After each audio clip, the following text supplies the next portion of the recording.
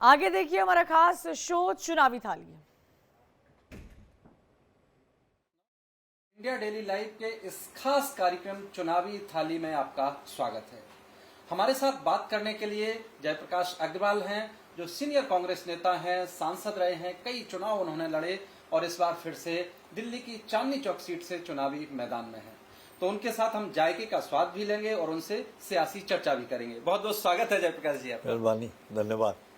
और हम तो आपके साथ चांदनी चौक का बहुत जायके का टेस्ट लिया है, आज फिर बैठे हैं। आप मिस करते हैं कई बार चांदनी चौक? आप बचपन से वहाँ रहे हैं, लगातार चुनाव लड़ते रहे हैं।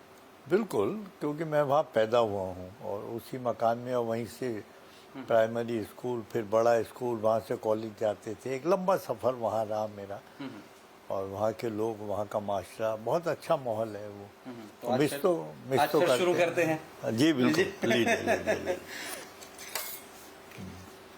तो आप अक्सर जेपी जी, क्या वहाँ चांदनी चौक का क्या पसंद है आपको, और सियासत में कैसे फिर वहाँ से आना शुरू हुआ? चांदनी चौक की हर एक चीज़ पसंद है मुझे। वहाँ का माहौल पसंद है, वहाँ की गलियाँ, वहाँ के लोग, वहाँ का खाने पीने की चीज़ें, वहाँ के हमारे बाज़ार, तो कटरे, सब चीज़ पसंद है। और जो मकान हमारा है जहाँ मैं पैदा हुआ, तो वहाँ से पिताजी 3 बार जेल गए और वहीं से उन्होंने 8 चुनाव लड़े, अलग अलग कमेटी, कॉरपोरेशन, मेट्रोपॉलिटन काउंसिल। उसके बाद फिर मेरे चुनाव हो गए। तो एक ही मकान से ये 20वां चुनाव है जो लड़ा जा रहा है, उसी एड्रेस से लगातार चुनाव। पहले पिताजी ने, फिर आपने।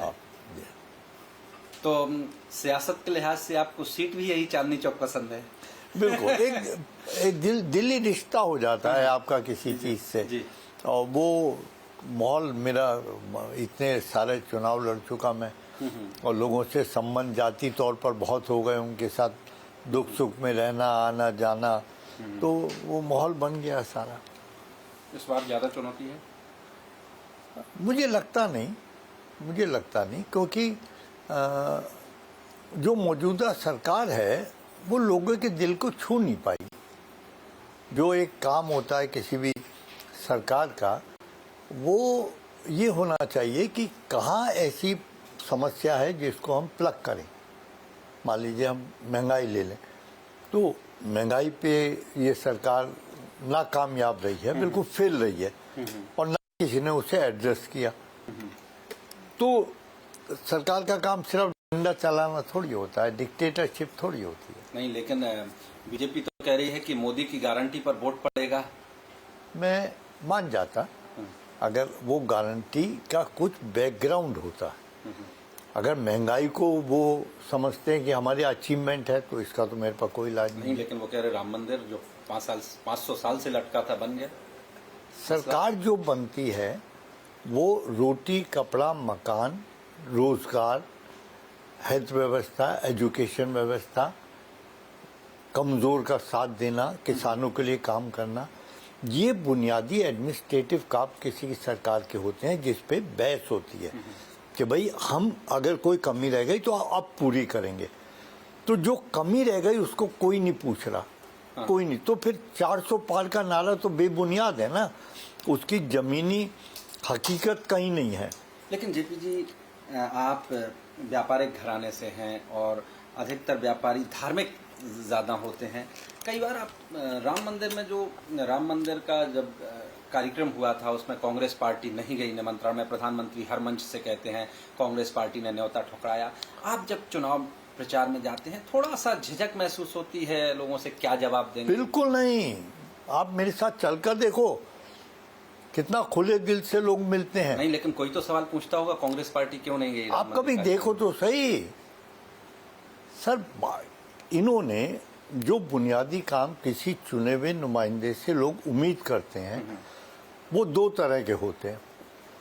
एक तो ये कि क्षेत्र में क्या परेशानियां हैं, हम उसे कैसे दूर कर रहे हैं, वो आदमी आपके लिए कितनी लड़ाई लड़ रहा है। दूसरा काम सरकारी नीतियों के द्वारा लोगों को काम मिलना। जैसे कांग्रेस ने कहा हम 1 लाख रुपए हर महिला को देंगे, पेंशन व्यवस्था हो गई है। फिर उन्होंने कहा हम नौजवान को पहली रोजगार की गारंटी देंगे और 1 लाख रुपए देंगे। किसानों के लिए कहा एमएसपी का हम लीगल दायरा बनाएंगे और उनकी आय को दोगुनी करेंगे। तो और भी कई ऐसी इन्होंने गारंटियां दी हैं। तो इसे कहते हैं व्यवस्था। अब जो मेंबर पार्लियामेंट थे 7, आपने किसी की आवाज पार्लियामेंट में सुनी दिल्ली के बारे में सर? नहीं, लेकिन ये तो ठीक है जेपी जी, लेकिन बड़ा सवाल ये है कि हमने देखा कि आप भी आम आदमी पार्टी के खिलाफ लड़ते रहे हैं, आपकी पार्टी संघर्ष करती रही दिल्ली में, अभी भी आपकी पार्टी लगातार आम आदमी पार्टी का, मुझे याद है शराब घोटाला अजय माकन ने उठाया था, एआईसीसी में प्रेस कॉन्फ्रेंस की थी। अब उसी पार्टी के साथ गठबंधन में आप लोग खड़े हैं, तो जनता तो पूछेगी ना आपसे कि क्या ऐसा क्या हो गया कि आप लोग गठबंधन में आ गए? नहीं, कोई नहीं पूछता। पूछो, लोग तो बहुत दुखी हैं केजरीवाल को जेल भेजने से। वो कहते हैं ये जो सरकार है ये इसका काम ही इसी तरह का है, ये जो इनके साथ नहीं चलता उसको जेल भेजते हैं, ईडी लगा देते हैं, सरकारें तोड़ देते हैं। ये जो डंडे वाली सरकार है इसको कोई पसंद नहीं करता। आम आदमी ये पार्टी तरीका सही नहीं है। आम आदमी पार्टी के साथ तालमेल ठीक चल रहा है ये? हाँ, बिल्कुल ठीक चल रहा है। ये गठबंधन क्यों बना? ये तानाशाह रवैये के खिलाफ सब एक हुए हैं ना। तो अगर गठबंधन बना है, हमने एक समझौता करा है, तो हम पूरे दिलो दिमाग से उनके साथ जुड़े हैं और वो भी हमारे साथ जुड़े हैं और बड़े मिलकर चुनाव लड़ रहे हैं। यानी गठबंधन धर्म निभा रहा है? बिल्कुल 100%। लेकिन जो मुद्दे हैं जो आपकी पार्टी उठाती रही, आप उठाते रहे आम आदमी पार्टी के खिलाफ, अभी चुनाव में हमें बीजेपी से मुकाबला करना है, तो हम बीजेपी कहाँ फेल हुई है वो हमें उनके सामने रखना है ना। और जो उनके चुने हुए नुमाइंदे थे वो कहाँ फेल हुए हैं वो हम जनता के सामने रखते हैं। अब मैं आपको एक चीज़ दिखाता हूँ जी, आपको बड़ा ताज्जुब होगा। ये मेरा 2009 से 14 का कागज है जो टाइम्स ऑफ इंडिया ने लिखा है। इसमें लिखा है दिल्ली राज्य के सबसे सक्रिय सांसद जयप्रकाश अग्रवाल, और इसमें मैंने 898 सवाल किए अपनी सरकार से। मेरी सरकार थी ना, हमारे मंत्री थे ना, और फिर भी मैं घबराया नहीं। मैंने सवाल पूछे और बड़े तीखे सवाल पूछता था, मैं लोगों की हिमायत में पूछता था। लेकिन अब 10 साल में क्या हुआ इसका जवाब कौन देगा? जेपी जी, आप लगातार सांसद रहे, प्रदेश अध्यक्ष कांग्रेस के रहे। दिल्ली में जब कांग्रेस की सरकार थी, मुझे याद है आप खूब मुखर होकर मुद्दे उठाते थे, पार्लियामेंट में उठाते थे। लेकिन अब वो मुखरता दिखाई नहीं दे रही है गठबंधन में आम आदमी पार्टी सरकार के खिलाफ। नहीं, हमारा चुनाव किससे है? बीजेपी से। बीजेपी से है, तो बहुत डट के हम विरोध करते हैं उनकी नीतियों का, उनके जिस तरह की कार्रवाई वो करते हैं। देखिए, 4 व्यवस्था होती हैं किसी सरकार की। फॉरेन पॉलिसी हो गई, डोमेस्टिक पॉलिसी हो गई, इकोनॉमिक पॉलिसी हो गई। तो ये किस में पास हुए हैं? फॉरेन पॉलिसी का हाल देख लो, चारों तरफ लोग आपके खिलाफ हैं, चारों तरफ के देश आपके खिलाफ हैं। उधर कनाडा आपके खिलाफ हो गया, अमेरिका आपके खिलाफ हो गया, ऑस्ट्रेलिया, न्यूजीलैंड, यूके, सबने आपका विरोध करा एक स्टेज पे आके।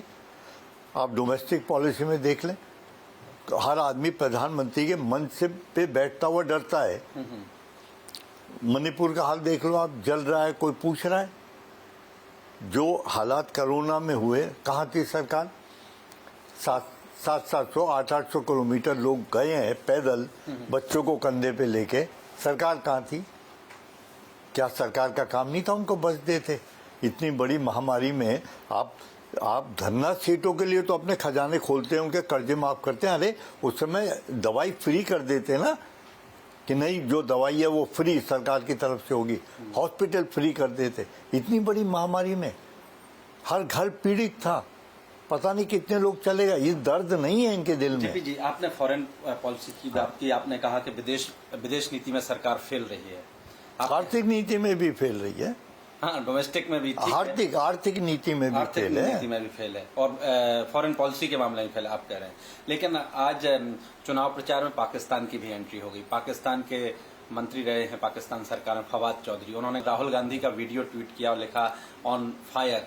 प्रधानमंत्री ने कहा है कि कांग्रेस, पाकिस्तान का हाथ कांग्रेस के साथ, और मंच से कहा है। बात ये मुझे मालूम नहीं, प्रधानमंत्री जी के कई शब्द मुझे बड़े चुभते हैं। अभी उन्होंने मंगल सूत्र और ज़्यादा बच्चे पैदा करने वाले क्या लैंग्वेज मेरे को समझ में नहीं आई। मैं तो भगवान से प्रार्थना करता हूँ कि कोई ऐसी लैंग्वेज ना बोले। हम बड़े आदमी क्यों बनते हैं? हम इसलिए बनते हैं कि लोग हमारे को अनुसरण करें हमारा। हम अच्छा बोले तो उसी बोल को वो नीचे तक ले जाएं।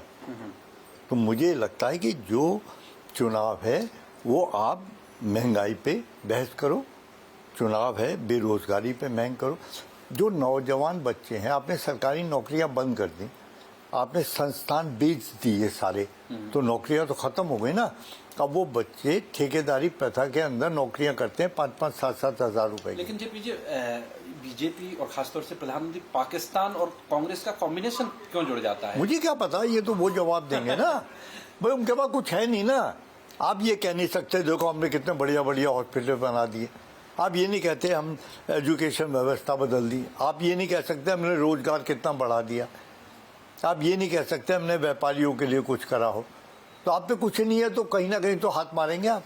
प्रधानमंत्री ये भी कह रहे हैं कि जब कांग्रेस कमजोर होती है जेपी जी, हाँ। तो पाकिस्तान में चिंता हो जाती है, और जब कांग्रेस मजबूत होती है तो कांग्रेस पाकिस्तान में खुशहाली छाती है। बात यह है, ये जो चुनाव है ये 10 साल के कार्यकाल पे चुनाव है कि आप कितने सफल हुए और कितने विफल हुए।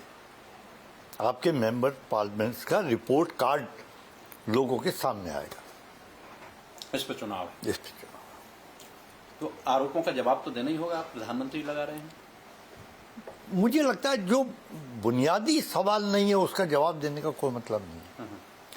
इसके अलावा जेपी जी, जो प्रधानमंत्री या बीजेपी कहें कि जो अपनी गारंटी का हवाला दे रही है, मोदी की गारंटी का हवाला दे रही है, वो कह रहे हैं देखिए आर्टिकल 370 हमने हटा दिया। कांग्रेस पर यह भी आरोप लग रहा है कि कांग्रेस आगे चल के धर्म के आधार पर मुसलमानों को आरक्षण दे सकती है, जैसा कर्नाटक में कर रही है। तो ये जो आप पर कांग्रेस पार्टी पर जो आरोप लगता है कि मुस्लिम तुष्टीकरण की राजनीति करती है, क्यों आखिर ऐसा? बात यह है, हम जिस माहौल में पैदा हुए हैं उसमें किसी भी किताब में ये नहीं लिखा कि किसी को दुख पहुंचाओ। हमारे यहाँ ये कहा गया है कि अगर आपके पैर के नीचे चींटी भी आ जाए ना तो अपना पैर हटा लो। नहीं तो लिखा तो ये भी नहीं कि आप भेदभाव करें, मुसलमानों को तवज्जो दें, हिंदुओं जो मेजोरिटी ऑफ पीपल हैं उनको तवज्जो ना दें। हमें किसी चीज़ का सर्टिफिकेट किसी दूसरी राजनीतिक पार्टी से लेने की ज़रूरत नहीं है। इस देश के लिए खून दिया है। बहुत सारे कांग्रेसी परिवार ऐसे हैं जिन्होंने खून दिया इस देश के लिए। उनके बहुत सारे लोग वारिस हैं इस कांग्रेस में, और कांग्रेस एक बुनियादी नीति और कार्यक्रम पे चलती रही है। हमारा दिल और दिमाग से हम इस देश के साथ हैं। हमें कोई ना शिक्षा दे सकता है ना पढ़ा सकता है। हमारी कमियां ना निकालें, अपनी तरफ देखें हम क्या बोल रहे हैं, और ना कभी हमारे बोल किसी को तंग करने के लिए हुए। कमियां तो ये भी निकाली जा रही हैं कि गांधी परिवार के सदस्य चुनाव से भाग रहे हैं। राहुल गांधी अमेठी छोड़ के पिछली बार वायनाड भाग गए, और कांग्रेसी डर रही है उत्तर भारत में चुनाव लड़ने से। नहीं, बात करो साहब रोटी कपड़ा मकान पे कौन कहाँ से लड़ रहा है। जो राजनीतिक पार्टी है कौन कहाँ से चुनाव लड़ रहा है, लड़ने दो। तुम्हें क्या तकलीफ हो रही है? तुम ये बताओ कि तुमने क्या दिया। तुम वायदा करके आए थे, क्या दिया तुमने? आज कहाँ धरातल पे खड़े हो? हिंदुस्तान की 50 लाख करोड़ का कर्ज 250 लाख करोड़ का कर्ज हो गया। इसका जवाब कौन देगा? जेपी जी, प्रियंका गांधी वाड्रा लगातार चुनाव प्रचार में है, राहुल गांधी भी चुनाव प्रचार मैदान में है। जब गांधी परिवार के लोग मैदान में होते हैं, अब तो क्योंकि लगभग अमेठी और रायबरेली से चीजें तय हैं और मैदान में हो रहे हैं, तो कांग्रेसी वर्कर में एक कॉन्फिडेंस जागता है अगर गांधी परिवार का मैदान में होता है चुनाव। वो तो बराबर, वो अलग कहाँ हुए हैं? आज से कोई चुनाव आपने देखा जिसमें वो अलग रहे हो? नहीं, वायनाड चले गए थे अमेठी छोड़ के। हिंदुस्तान में नहीं है वो। प्रधानमंत्री कहाँ से कहाँ आ गए? उनको किसी ने सवाल नहीं करा कि आप गुजरात छोड़ के को भागे। Why only Rahul Gandhi? ये तो बहुत सारे लोग इधर से उधर जाते रहते, कोई कहीं से लड़े। क्या मनादी है उसकी? वो तो कोई भी जा सकता है कहीं भी। हाँ ये ठीक है, हिंदुस्तान का नागरिक तो कहीं से चुनाव लड़ सकता है। लेकिन बीजेपी इसको मुद्दा बना रही हाँ, तो कि डर- प्रधानमंत्री का भी कि डर से भाग रहे हैं। प्रधानमंत्री का भी मुद्दा बनाए ना, हम कह रहे हैं गुजरात से डर के भाग गए। ये कोई तर्क वाली बात नहीं है, इसलिए कि तुम्हारे पास बुनियादी मुद्दों का जवाब नहीं है। आप गरीब आदमी के दिल को छूने में नाकामयाब रहे हैं, बिल्कुल उनकी रोटी रोजी के लिए काम करने में नाकामयाब रहे हैं। जब वो तकलीफ में थे तो आपकी आंख में आंसू नहीं आया, आपकी सरकार ने उनकी तरफ देखा नहीं, थाली बजवाते रहे बस। तो इसलिए मैं कहता हूं कि ये सरकार जितनी जल्दी चली जाए देश का भला हो जाएगा। जेपी जी, अब बात करते हैं दिल्ली की। यहाँ से आप चुनाव मैदान में हैं, 10वीं बार आप चुनाव लड़ रहे हैं। जी हाँ, लोकसभा का। बस। तो ये इतनी सारे चुनाव में जेपी जी कौन सा मुश्किल चुनाव ये वाला लग रहा है, या पहले कोई याद आता है कि सबसे ज्यादा चुनौती भरा चुनाव? यस, 89 वाला। 89 में। हाँ, वो मैं जीता था। 84 में मैं सिटिंग एमपी था। 89 वाला बड़ा कठिन था वो, बल्कि कौन सा एक अखबार था उसने इतने मोटे मोटे शब्दों में लिख दिया को मेरे से ज्यादा प्यार होगा उसको कि जेपी तीसरे नंबर पे। अच्छा। हाँ, 89 पोलिंग वाले दिन। हाँ। मैंने कहा ये तो काम कर दिया इसने मेरा, और वो मैं जीत गया, लेकिन वो चुनाव लेकिन था बहुत कठिन। तो उसने आपका काम कर दिया, आपके समर्थक ने कला काम कर दिया का मतलब उसने मतलब मेरे को हिट करा। तो चांदनी चौक से फिर मैदान में है, कितनी आसानी हो रही है या कितनी चुनौती मिल रही है? क्योंकि जो सामने है प्रवीण खंडेलवाल, वो भी व्यापारी हैं, ट्रेडर्स एसोसिएशन से जुड़े हैं। मुझे दिक्कत इसलिए नहीं हो रही कि मेरी कॉन्टिन्यूटी रही। मैंने आपको बताया ना कि ये मेरा उसी जहाँ पैदा हुआ उसी में अभी भी इलेक्शन आई कार्ड मेरा वहीं का है। अच्छा। और वहाँ के दुख सुख में लोगों के साथ रहना, आना जाना, सामाजिक माहौल। और बार बार लोग कहते हैं व्यापारी व्यापारी, ये जो पूरा क्षेत्र है एक बहुत बड़ा 17 लाख आबादी का क्षेत्र है, और इसमें तरह तरह की समस्याएं हैं, हमारे अलग अलग हिस्से हैं।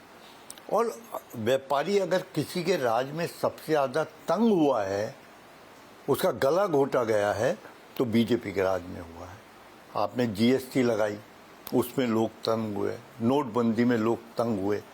एक इन्होंने एमएसएमई और लगा दिया है कानून, जिसको फिलहाल चुनाव तक रोका है, और व्यापारी उससे बहुत डरा हुआ है। वो उनके एक तरह से हथियार है उनको मारने के लिए।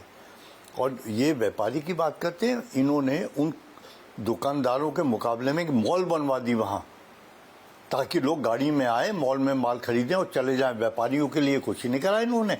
अच्छा, मैं एक बात और कहता हूँ सर, आप ये व्यापारी की बात करते हैं, मुझे एक मुद्दा तो बता दो, पार्लियामेंट में किसी ने व्यापारी के हक में बोला हो? एक सवाल पूछ रहा हूँ सिर्फ। भारतीय जनता पार्टी के किसी मेंबर पार्लियामेंट में व्यापारी की समस्या को क्या 10 साल में पार्लियामेंट में उठाया? नहीं उठाया तो उसका नाम मत लो, झूठ मत बोलो, उससे धोखा मत दो उसको। बड़े समझदार होते हैं सब आदमी, कोई बेवकूफ नहीं है। आपने कभी उनके दर्द के समय उनके मल्लम लगाने की कोशिश नहीं की, और तुम्हारी ताकत ही नहीं है अपनी सरकार के खिलाफ बोलने की। तुम हम में है। लेकिन आपके दिल्ली के प्रदेश अध्यक्ष ने इस्तीफा दे दिया, आरोप लगाए आपके कांग्रेस ने। इससे उसका क्या संबंध है सर? वो चीज अलग, वो चांदनी चौक से क्या संबंध है उस बात का? नहीं, कांग्रेस पार्टी का दिल्ली में नुकसान नहीं किया। नहीं, देखिए ये एक प्रोसेस है। कई बार कोई नाराज हो जाता है, खुश हो जाता है पार्टी। अब बहुत सारे बीजेपी में चले गए, बीजेपी से दूसरी पार्टी में चले गए, इससे क्या फर्क पड़ता है? नहीं, वो तो लेकिन आम आदमी पार्टी के साथ गठबंधन को गलत बता रहे हैं। देखिए वो इंडिविजुअल बात है, उनकी अपनी राय कोई हो सकती है, वो उनकी राय हो सकती है, मैं उससे सहमत नहीं। आपको लगता है कि पार्टी को इसका नुकसान होगा अगर? सर नहीं, पार्टी बहुत बड़ी पार्टी है सर, इतने पुराने लोग, इतने सीजन पॉलिटिशियन, क्या नुकसान होता पार्टी को? जेपी जी, दिल्ली में 3 सीट पर आपकी पार्टी चुनाव लड़ रही है, कितनी उम्मीद है? 7 जीतेंगे सर। हम गठबंधन में काम कर रहे हैं, हम कह रहे हैं 7 जीतेंगे हम। और देश भर में? देश भर में सरकार बनेगी हमारी, कॉन्फिडेंस? सरकार बनेगी 100%। 100%। अच्छा, यस। जैसे बीजेपी कह रही 400 पार, आप भी कह रहे हैं क्या 300-400 पार? 400 पार झूठा नारा है, हाँ। धोखे से भरा हुआ नारा है, फ्रस्ट्रेशन वाला नारा है। हम बड़े कॉन्फिडेंस से कह रहे हैं कि हम जीतेंगे, हमारी सरकार बनेगी, क्योंकि हम बुनियादी चीज़ों को जानते हैं, हम लोगों के दुख में उनके साथ खड़े होते हैं, हम कभी कोई काम नहीं करते जो दुर्भावना से भरा हुआ हो, कोई नारा ऐसा नहीं देते जिससे किसी को चोट पहुंचे। जेपी जी, लगातार आप 10 चुनाव लड़े हैं, पहले से कितना बदल गया आपका चुनाव, याद आती है? पहले से बदला है क्योंकि चीज़ें भी बदली, साधन भी बदले हैं। पहले जैसे हम घर से निकल जाते थे किसी चुनाव के लिए, तो फिर शाम तक घर वालों को नहीं पता होता था हम कहाँ हैं, क्योंकि लैंडलाइन था, मोबाइल थे नहीं। तो वो सिस्टम व्यवस्था ऐसी थी, बस एक कागज़ ले लिया कहाँ कहाँ जाना है, और बीच में भी लोग पकड़ पकड़ के ले जाते, नहीं इस गली में चलो उस गली में चलो वो पर्चा बांटते। हाँ, पर्चा बांटने के लिए। तो एक तो वो सिस्टम था, अब वो बदल गया। अब मोबाइल हाथ में है, पहले से प्रोग्राम बने हुए हैं, प्रिंटेड प्रोग्राम मिल जाते हैं, पहले से प्रोग्राम बना के आज यहाँ जाना है, यहाँ जाना है, इससे मिलना है, वो काम एक सिस्टमेट हो गया। उसके बाद जो प्रचार का माध्यम था, पहले अखबार थे मेन, सोशल मीडिया तो था नहीं।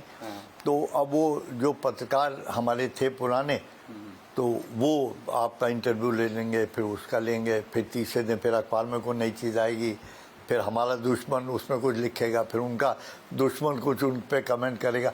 तो ये चलता रहता था पूरे चुनाव में, और खूब खबरें छपती थीं। तो अब सोशल मीडिया आ गया तो चीज़ें बदल गई। जेपी जी, हाथ जोड़ते जोड़ते चुनाव में कई बार आदत ऐसी तो नहीं हो जाती कि घर पहुंच के भी हाथ जोड़ने लगते हैं? हाँ, नहीं ऐसा होता है, ये बात सही कह रहे हैं आप, बात सही कह रहे हैं। क्या होता है कि आप जब ये जो 20-22 दिन होते हैं बहुत कठिन हो जाते हैं, क्योंकि आदमी कोई तकरीबन 20 घंटे के करीब रोज काम करता है। तो आखिरी दिनों में उसको ये नहीं पता होता, उसे मालूम है मुझे हाथ जोड़ के वोट मांगना है बस, वो उस सिस्टम पे काम करता है, तो बॉडी उससे एडॉप्ट हो जाती है। कभी आपके साथ ऐसी घटना हुई? ऐसे अब क्या कहना है उसके बारे में। नहीं बताइए, कोई बनता रहता है ऐसे। एक बार हुआ था, कोई याद आ रही हो? हाँ, नहीं एक बार हुआ था जब मैंने पहले किसी अखबार में कहा भी है, ये बताया कि जब मैं रात को 2-2:30 बजे घर पहुंचा तो एकदम वो दरवाज़ा खुला, मैंने कहा बहन जी ध्यान रखना है। तो इससे पार्ट ऑफ लाइफ है, सिस्टम है। क्या घर पे पहुंचे जब आप? याद है किस चुनाव में हुआ? ये ध्यान नहीं मुझे, वो शुरू के चुनाव में हुआ होगा। कॉर्पोरेशन का भी बड़ा टफ था मेरा चुनाव। 84 का आसान था, उसमें ज़्यादा दिक्कत नहीं हुई। आपके पिताजी ने बहुत सारे चुनाव लड़े हैं वहाँ से, और उनके रामचरण जी अग्रवाल जी, बैलून चेहरा उनके नाम पर चौक भी है। उनकी विरासत को आपने आगे बढ़ाया है, तो कितनी चुनौती रही है इस विरासत को आगे बढ़ाने में? कभी पॉलिटिकली चुनौती रही है?